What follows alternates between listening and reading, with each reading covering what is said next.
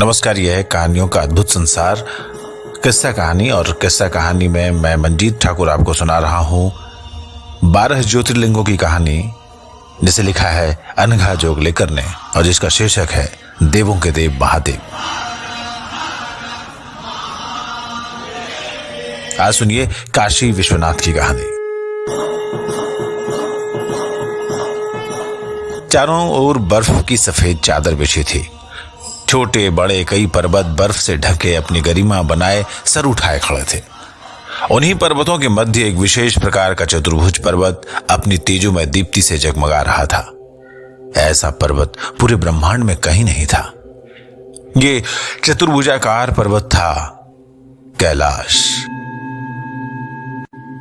देवाधिदेव महादेव और देवी पार्वती का निवास स्थान। यह स्थान अद्भुत था। इसके चारों ओर चलती हवा में ओम का निनाद गूंजता था। डमरू की ध्वनि से वातावरण शुद्ध होता था। शांति के साथ ही यहां एक विशेष प्रकार की ऊर्जा प्रवाहित होती रहती थी। कैलाश पर महादेव शिव अपने परिवार और गण समुदाय के साथ निवास कर रहे थे। जीवन सुखमय था, परंतु एक ही स्थान पर रहते हुए कदाचित देवी पार्वती का मन ऊब गया था। एक दिन उन्होंने महादेव शिव से कहा, स्वामी, हमें इस स्थान पर निवास करते एक लंबा समय व्यतीत हो चुका है। अब मेरा मन कहीं और निवास करने का हो रहा है। पत्नी पार्वती की बात सुनकर महादेव मुस्कुराए और बोले, देवी, यह स्थान हमें बहुत प्रिय है, परंतु आपका सुख भी हमें उतना ही प्रिय है। आप बताइए कि इस संसार में ऐसा कौन सा स्थान है जो कैलाश जैसा पावन सुंदर हो और आपके मन को भी मोह ले। पति की बात सुनकर पार्वती सकुचा गई, परंतु महादेव पूरी निष्ठा से उनकी ओर से आने वाले उत्तर की प्रतीक्षा कर रहे थे। उनके नेत्रों में कहीं भी परिहास नहीं था। देवी पार्वती बोली, प्रभु, आपको जो स्थान भाए वही मेरे लिए कैलाश होगा। तो कैलाश ही क्यों नहीं? महादेव शिव ने हंसते हुए पूछा। प्रभु, ले चलिए ना कहीं और। क्या हम कहीं भ्रमण के लिए भी नहीं जा सकते? पत्नी को गुस्सा होते देखकर महादेव फिर मुस्कुराए। बोले, चलिए देवी, हम पृथ्वी पर भ्रमण के लिए चलते हैं। वहां आपको जो स्थान सबसे ज्यादा सुंदर लगे, हम कुछ दिन वहीं पर निवास करेंगे। महादेव शिव देवी पार्वती के साथ पृथ्वी की परिक्रमा पर निकल पड़े। उनके साथ उनके कुछ गण भी थे, जिनमें निकुंभ नाम का गण भी था। उसे महादेव से अत्यधिक लगाव था। पृथ्वी पर घूमते हुए महादेव की दृष्टि एक अद्भुत नगरी पर पड़ी। महादेव को लगा जैसे वो नगरी उन्हें पुकार रही है। महादेव के नेत्र चमक उठे। ये चमक देवी पार्वती से छुपी न रह सकी। उस नगरी के प्रति महादेव की आसक्ति देखकर देवी पार्वती ने मन ही मन वही रहने का निर्णय ले लिया। वो राजा दिवोदास की नगरी वाराणसी थी, जो गंगा के तट पर बनी हुई थी। गंगा का पावन जल इस नगरी के पैर पखार रहा था। यह देखकर महादेव का मन प्रफुल्लित हो उठा।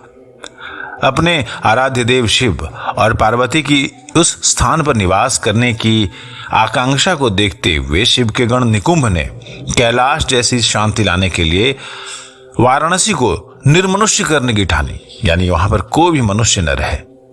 लेकिन राजा दिवोदास अपनी प्रजा से बहुत प्रेम करते थे, इसलिए उन्होंने कठोर तप कर ब्रह्मा जी को प्रसन्न किया और उनसे महादेव शिव को वहां नहीं बसने देने का वरदान मांगा।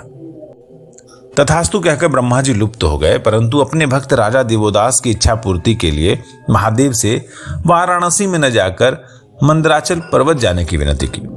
महादेव ब्रह्मा जी की बात नहीं टाल सके और मन मारकर मंदराचल पर्वत चले गए, परंतु न तो वे खुद और न ही देवी पार्वती वाराणसी नगरी का मोह त्याग सके। ब्रह्मा और शिव के बीच श्री हरिविष्णु का भी विशेष स्थान है।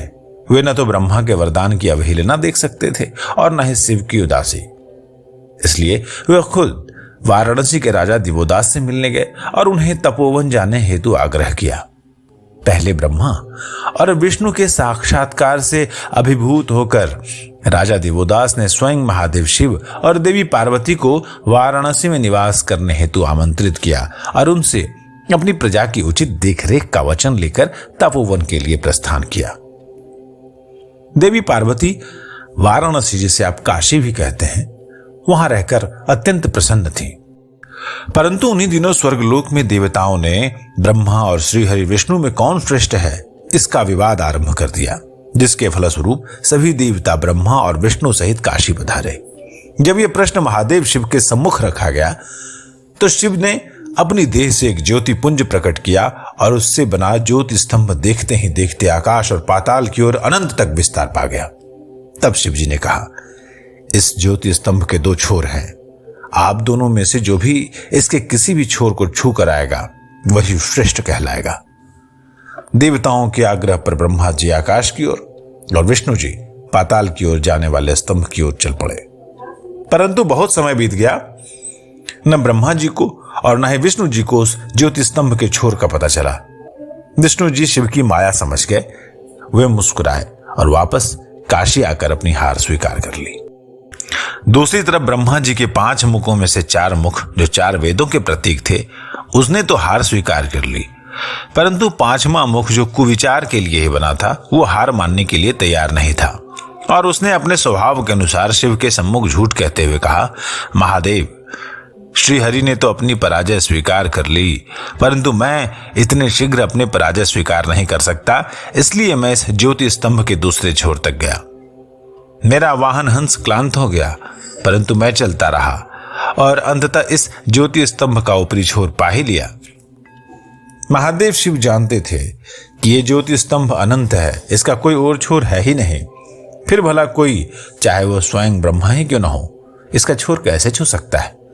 ब्रह्मा जी के उस 5वें मुख के दंभी और मिथ्या वचन सुनकर महादेव अत्यंत क्रोधित हो उठे। उनके क्रोध ने काल भैरव का रूप ले लिया। काल भैरव का वो रूप अत्यंत भयावह था। उन्होंने क्रोध में ब्रह्मा जी को श्राप दिया, तुम सदा अपूजनीय रहोगे। साथ ही अपने त्रिशूल से ब्रह्मा जी के उस मुख को भी काट दिया जिसने झूठ बोला था। हालांकि किंवदंती यह भी है कि ब्रह्मा जी का 5वां सर काल भैरव ने कैलाश पर्वत पर काटा था और जब वो कटा हुआ सर वाराणसी में आकर गिरा तब काल भैरव को सर काटने के पाप से मुक्ति मिली और वे ही काशी में सदा के लिए अवस्थित हो गए। कथा के अनुसार अपने 5वें मुख के कटते ही ब्रह्मा जी ने तुरंत अपने इस मुख की गलती के लिए शिव जी से क्षमा याचना की और उनके क्रोध को शांत करने हेतु समस्त देवताओं समेत स्वयं भी काल भैरव के सम्मुख नतमस्तक हो गए। इस प्रकार महादेव शिव की देह से उत्पन्न ज्योति स्तंभ वाराणसी में प्रथम ज्योतिर्लिंग के रूप में स्थापित हो गया। यह स्थान शिव और पार्वती का आदि स्थान माना जाता है और इसलिए वाराणसी काशी के लिंग को प्रथम लिंग भी माना जाता है और काशी को अविमुक्तेश्वर भी कहा जाता है। काशी विश्वनाथ मंदिर के परिसर में ही ज्ञानवापी कुंड है। एक किंवदंती के अनुसार महादेव शिव ने ज्योतिर्लिंग पर अभिषेक हेतु स्वयं अपने त्रिशूल से यह कुंड बनाया था और यही उन्होंने देवी पार्वती को ज्ञान भी दिया था, इसलिए इस कुंड को ज्ञानवापी कहा जाता है। बनारस, वाराणसी या काशी जो भी कहिए, ये भारत की सांस्कृतिक राजधानी है और यहां जाकर भगवान शिव की जय जयकार कहते हुए आप कहिए एक बार प्रेम से, हर हर महादेव।